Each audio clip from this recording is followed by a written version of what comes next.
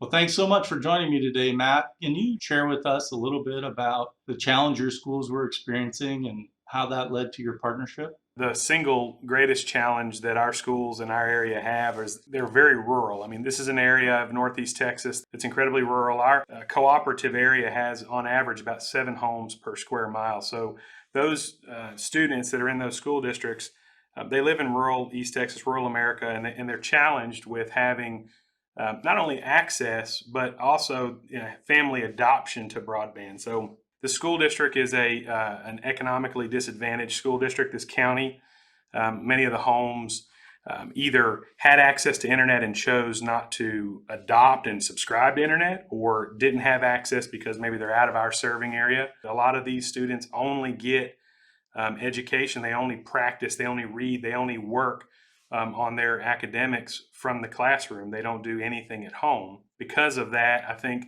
the schools have been incredibly challenged, especially during the current pandemic, but even prior to that, incredibly challenged. And so that was probably the first thing that we recognized was how do we kind of bridge that.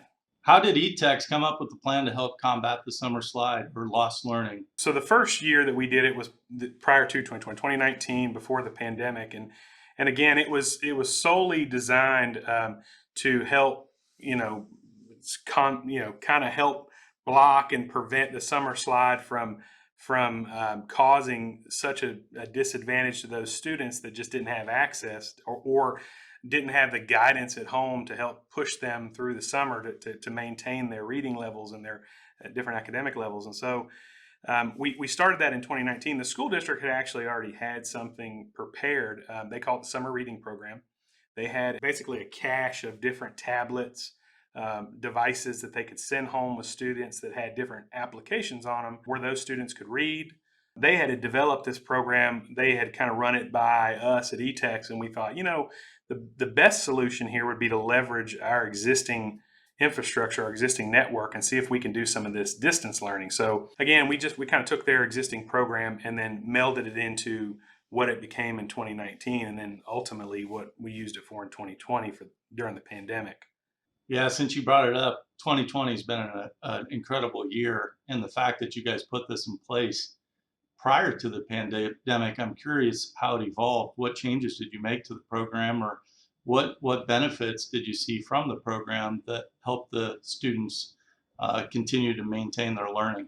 When COVID hit and the pandemic started, the schools reached back out to us, and we said, well, we know we're going to have to expand this. Where Etex is, we actually connect 28 school districts to the internet. So we had a lot of school districts, but we had only had this program with one of them.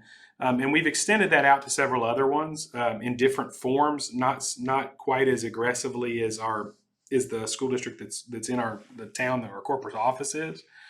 But we've got this very large, we're in parts of 7 counties, and so there's a lot of school districts, and we needed to kind of mirror or have options if those schools would like to do something similar because of COVID.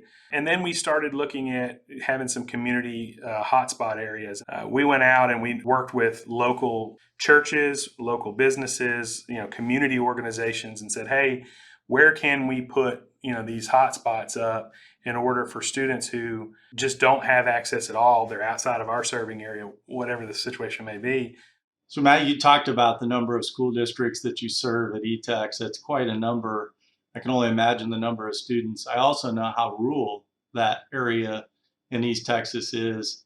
Can you talk about what that has done to the demand for high-speed internet access in your service territory? And follow up to that is what is Etex doing to help deliver on that promise to their members? The demand for broadband continues to go up exponentially every day nearly. And I think the school districts is kind of one segment of our business. We are very focused on education in our communities. And because of that, we've had to upgrade and build our network to sustain the kind of reliability that these institutions need.